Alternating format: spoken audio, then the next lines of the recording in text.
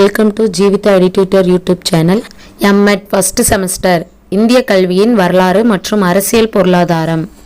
Previous வீடியோவில் குருகுல கல்வி அமைப்பு முறையும் புத்தர் கால கல்வி அமைப்பு முறையும் பற்றி பார்த்தோம். இந்த வீடியோவில் இஸ்லாமிய கல்வி அமைப்பு பற்றி டிஸ்கஸ் பண்ணலாம். இஸ்லாமிய கல்வி அமைப்பு இந்தியாவில் இஸ்லாமிய ஆட்சி அமைந்தவுடன் அமைக்கப்பட்ட முஸ்லீம் வழிபாட்டு இடங்களில் முதல்ல இஸ்லாமிய கல்வி கூடங்கள் அமைக்கப்பட்டன. இந்த வகையான கல்வி நிறுவனங்களில் தொடக்க கல்விக்கு மக்தாப் கல்வி நிறுவனங்களும் மற்றும் உயர்கல்விக்கு மத்ராசா கல்வி நிறுவனங்களும் செயல்பட்டன. இஸ்லாமிய கல்வியின் இயல்புகள். தொடக்க கல்வியும் உயர்கல்வியும் பெரும்பாலும் முஸ்லீம் ஆண்களுக்கு தான் கொடுக்கப்பட்டது. இஸ்லாமிய கல்வி நிறுவனங்கள் முஸ்லீம் அரசுகளால் தான் நிதியுதவி செய்யப்பட்டு அமைச்சாங்க. இவையில நூலகமும் இருந்துச்சு. மாணவர்களுக்கு கல்வி உதவித்தொகையும் வழங்கினாங்க. அரேபிய மற்றும் பாரசீக மொழி தான் பயிற்று மொழியா இருந்தது. குறைந்த எண்ணிக்கையில் உள்ள மாணவர்கள் தான் வகுப்புல இருந்தாங்க. பொதுவான மதிப்பிடுதல் முறை இதுல இல்லை. அலிம் அப்படின்ற பட்டம் இஸ்லாமிய மதத்துல உயர்கல்வியை பயின்றவங்களுக்கு கொடுத்தாங்க. மாணவர்கள்கிட்ட ஒழுங்கு மற்றும் கட்டுப்பாடுகளை நிலைநாட்டுவதற்கு தண்டனையும் கொடுத்தாங்க. பெண்கள் பர்தா அணிவது வலியுறுத்தப்பட்டாலும் இப்பள்ளிகளில் பெண் கல்வி மறுக்கப்படவில்லை. முஸ்லிம் மாணவர்களுக்கு போர் தந்திரம் பற்றிய கல்வி அளிக்கப்பட்டது. பெரும்பாலும் ஆண்களுக்கு கட்டாய கல்வி அளிக்கப்பட்டது. இது உலக தேவைக்கும் கல்வி திட்டத்திற்கும் ஒரு இணைப்புடன் கூடிய கல்வி அமைப்பாய் இருந்தது. நன்னடத்தைக்கு முக்கியத்துவம் கொடுக்கப்பட்டது. ஆசிரியர் மாணவர் உறவுமுறை நெருக்கமா இருந்தது. கலை திட்டத்துல பல பாடங்கள் இருந்தன. உலக நடைமுறை பயன்பாட்டுக்கு தேவையான செய்முறை சார்ந்த வகுப்பறை செயல்பாடுகளும் இருந்துச்சு. முஸ்லிம் இலக்கியங்களும் அரேபிய மொழி மேம்பாட்டுக்கும் முக்கியத்துவம் கொடுக்கப்பட்டது. பெரும்பாலும் இலவச கல்வி தான் கொடுத்தாங்க. முஸ்லிம் கல்வி கூடங்கள்ல நாட்டு நடப்புகளை கொண்டு வரலாற்று குறிப்புகள் எழுதுவதற்கு வலியுறுத்தப்பட்டது. கல்வி கூடங்களை அதிகமாக ஏற்படுத்தி கற்பித்தல் நடைபெற்றது. மதம் மற்றும் சிறப்பு தொழிலுக்கான சிறப்பு கல்வி கூடங்கள் இருந்துச்சு. பெரும்பாலும் பொருள் சார்ந்த கல்விக்கும் பொருளீட்டுதலுக்கும் முக்கியத்துவம் கொடுத்த கல்வியா இந்த முஸ்லிம் கல்வி இருந்தது. அனைவருக்குமான கல்வி கூடங்கள் ஊக்குவிக்கப்படவில்லை. ஆசிரியர்கள் கற்பித்தல் முறைகளில் பயிற்சி இல்லாமல் இருந்தாங்க. மாணவர்களின் முழு ஆளுமை வளர்ச்சிக்கான கல்வி திட்டமும் இது இல்லாமல் இருந்தது. அடுத்தது இஸ்லாமிய கல்வி அமைப்பின் வகைகள். இந்த இஸ்லாம் மதத்தை மக்களிடம் கொண்டு செல்வதற்கு முக்கியமாக தொடக்க கல்விக்காக மக்தாப் நிறுவனங்களும் உயர்கல்விக்காக மத்ராசா நிறுவனங்களும் உருவாக்கப்பட்டது. இது நம்ம ஆல்ரெடி பார்த்தோம். இப்போ அதை பற்றி டீட்டெயில்டாக பார்க்கலாம். மக்தாப் கல்வி நிறுவனம்னா என்ன, மதராசா கல்வி நிறுவனங்கள்னா என்னன்னு பார்க்கலாம். முதல் வகை மக்தாப் கல்வி நிறுவனம். இந்த கல்வி நிறுவனங்களில் சேர்க்கப்படும் மாணவர்களுக்கு தொடக்க கல்வி அளித்தலோடு இல்லாமல் இஸ்லாம் மத கொள்கைகளும் அவங்க சொல்லி கொடுத்தாங்க. ஃபஸ்ட்டு புனித குரான் நூல்லேருந்து அவங்க கருத்துக்களை சொல்லி கொடுத்தாங்க. கடவுளின் பெயரால் கல்வியை துவக்குதல் இங்கே ஆரம்பித்தாங்க. இந்த மாதிரி கல்வியை கற்க ஆரம்பிப்பதை தான் அவங்க பிஸ்மில்லா சடங்கு அப்படின்னு சொன்னாங்க. மக்தாப் கல்வி கூடங்களில் படித்தல், எழுதுதல், கணக்கிடுதல் இதெல்லாம் சொல்லி கொடுத்ததோட புனித குரானும் அவங்களுக்கு சொல்லி கொடுத்தாங்க. அதுக்கப்புறம் பாரசீக மொழி, இலக்கணம் மற்றும் இலக்கியங்களும் அவங்களுக்கு சொல்லி கொடுத்தாங்க. இதே மாதிரி பொதுவாக கட்டுரை எழுதுதல், கடிதம், விண்ணப்பம் எழுதுதலும் சொல்லி கொடுத்தாங்க. அப்புறம் வியாபார கணக்குகளை பராமரிப்பதும் சொல்லி கொடுத்தாங்க. அரச குடும்பத்தை சார்ந்தவர்கள் இந்த கல்வி நிறுவனங்களை சேர்ந்து படித்தாங்க. இவங்களுக்கு அரேபிய மொழி, பாரசீக மொழி, இஸ்லாமிய மதம் மற்றும் போர் தந்திரங்களுடன் நிர்வாகமும் சொல்லி கொடுத்தாங்க. இங்க கல்வி கற்பிக்கும் ஆசிரியர்களை மௌலவி அப்படின்னு சொன்னாங்க. இரண்டாம் வகை மதராச கல்வி நிறுவனங்கள். மக்தாப் கல்வி நிறுவனத்துல தொடக்க கல்வியை கத்துக்கிட்டதுக்கு அப்புறம் மாணவர்கள் உயர்கல்விக்காக மதராசா நிறுவனங்களுக்கு போய் கத்துக்கிட்டாங்க. இங்க அரசர்கள் முஸ்லீம் அரசர்கள் இந்த மதராசாக்களுக்கு மானியம் வழங்கினாங்க. முஸ்லீம் கல்விமான்கள் இந்த கல்வி நிறுவனங்களுக்கு தலைவர்களாக நியமிக்கப்பட்டாங்க. டெல்லி, ஆக்ரா, ஜான்பூர் மற்றும் பிடார் போன்ற இடங்கள்ல தான் இந்த முஸ்லீம் உயர்கல்வி நிறுவனங்கள் நிறுவப்பட்டது.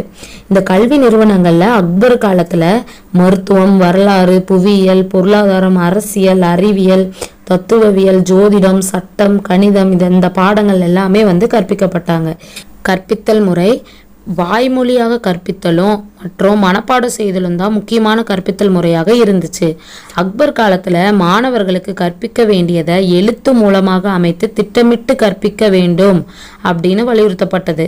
தொடக்க கல்வியில் எழுதுதலுக்கும் இலக்கியத்துக்கும் முக்கியத்துவம் கொடுக்கப்பட்டு எழுத்து மூலமாக திட்டமிட்டு கற்பித்தல் நடைபெற்றது. பெரும்பாலும் வாய்மொழியான விரிவுரை முறை தான் பின்பற்றப்பட்டது. ஆசிரியர் மாணவர் உறவுமுறை. இஸ்லாமிய கல்வியில் மாணவர் ஆசிரியர் உறவுமுறை நெருக்கமாக இருந்துச்சு. மாணவர்கள் ஆசிரியரை நன்கு மதித்து செயல்பட்டாங்க. ஆசிரியர்களுக்கு பணிவிடை செஞ்சு கற்றுக்கிட்டாங்க. மாணவர்களது முன்னேற்றத்தில் ஆசிரியர்கள் ரொம்ப அக்கறையோடு இருந்தாங்க. மாணவர்களது கூட்டுறவோட வகுப்பறையில் கட்டுப்பாடுகளும் அமைக்கப்பட்டது. மதிப்பீட்டு முறை. மாணவர்களது கற்றலை மதிப்பீடு செய்வதற்கு இந்த அமைப்பில் முறையான மதிப்பிடுதல் அமைப்புலாம் எதுவும் இல்லை. ஆசிரியரோட பரிந்துரை பேரில் தான் அடுத்த நிலைக்கு அனுப்பப்பட்டாங்க. மாணவர்கள்கிட்ட விவாதம் செஞ்சோம், கேள்வி கேட்டும் தான் கற்றலை மதிப்பீடு செஞ்சாங்க. பெண் கல்வி. பெண்களுக்கு தொடக்க கல்வி கொடுக்கப்பட்டது. ஆனால் அரசு குலத்து பெண்கள் மட்டும்தான் அடுத்து இந்த உயர்கல்வியெல்லாம் கற்றுக்கிட்டாங்க. பொதுமக்களில் பெண்கள் யாரும் உயர்கல்வியை கற்றுக்கல. அப்படி அந்த அரசு குலத்து பெண்கள் யாருன்னு பார்த்தா சுல்தானா ரஷ்யா, நூர்ஜஹான், குல்படான் மற்றும் அவுரங்கசீப்பின் புதல்வி செபினிஷா ஆகியோர்கள் கல்விமான்களாக திகழ்ந்தாங்க. முஸ்லிம் மத கல்வி அமைப்பின் கல்விக்கான உள்ளர்த்தங்கள். புனித குரானின் கருத்துக்களை மாணவர்களுக்கு கற்பித்தல், ஆன்மீக அறிவினை மேம்படுத்துதல், நடைமுறை வாழ்க்கையில் மத கருத்துக்களை கடைபிடித்து திறனாய்வுடன் சிந்தித்தலையும் மற்றும் பிரச்சனைக்கு தீர்வு காணுதலையும் மேம்படுத்துதல், மாணவர்களை உண்மையை கடைபிடித்து தூய்மையான நன்னெறியுடன் வாழ தகுதியாக்குதல், கடவுளினை அறிதலையும் கடவுளின் குணங்களை அறிதலையும் மாணவர்களிடம் ஏற்படுத்துதல், சமூக விழுமியங்கள், நன்னெறியை சார்ந்த அறிவு மற்றும் தொழுதல் போன்றவைகளை மாணவர்களுக்கு கற்றுத்தருதல், அல்லாஹ்வுடன் மனிதனுக்கான உறவு நிலை, ஆன்மா, மனித கற்றல், இந்த உலகம் மற்றும் இந்த உலகத்தின் உண்மை நிலை ஆகியவைகளை பற்றிய தெளிவினை மாணவர்களுக்கு ஏற்படுத்துதல், பகுத்தறிதல் அறிவு, உலகத்தை உற்று நோக்கி அறிதல் மற்றும் தனிப்பட்ட அனுபவங்கள் மூலம் இறைவனை அறிய முற்படுதல், வாழ்வு நிலை, மதம், நீடித்த வாழ்வு, கடவுளுடன் ஒன்றுதல், உண்மையான அறிவு, அன்பு, நீதி, நன்னெறி மற்றும் அழகுணர்வை கற்பித்தல். ஆசிரியர் ஆன்மீக குருவாக இருந்து சகிப்புத்தன்மை, பொறுமை, கடின உழைப்பு, உண்மை, நேர்மை, காலம் தவறாமை போன்றவற்றை எல்லாத்தையும் மாணவர்களுக்கு கற்பித்தல். வாழ்க்கைக்கு பயனுள்ள நடைமுறை கல்வியை இவங்க கற்பித்தல். கலாச்சார ஒருமைப்பாட்டினை மேம்படுத்துதல், பாரசீக மற்றும் அரேபிய இலக்கியங்கள், கவிதைகள் மற்றும் வரலாறுகள் மூலமாக கற்பித்தல். இறை தூதர் முகமது நபிகள் நாயகத்தோட கருத்துக்களை முன்னிறுத்துதல், அன்றாட வாழ்வில் மத நன்னெறியுடனும் புனித குரானின் அறிவுரையின் படியும் மாணவர்களை தயார்படுத்துதல், புனித குரானின் அறிவுரைகளை பின்பற்றுவதற்கான நன்னெறி மற்றும் ஆளுமையை மாணவர்களிடம் ஏற்படுத்துதல், இஸ்லாமிய மத கருத்துக்களை பரப்புதல், இஸ்லாமிய சமூக நன்னெறிகளாகிய மனித சமத்துவம், மதத்தினை பற்றிய பெருமிதம் மற்றும் இஸ்லாமிய மதத்தினை பின்பற்றி முறையாக இறைவனை தொழுதல் ஆகியவைகளை மாணவர்களிடம் எடுத்துரைத்தல்.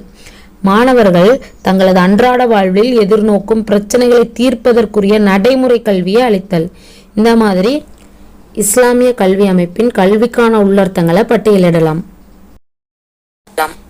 இஸ்லாமிய கல்வியை பற்றி ஷார்ட்டாக சொல்லலாம்.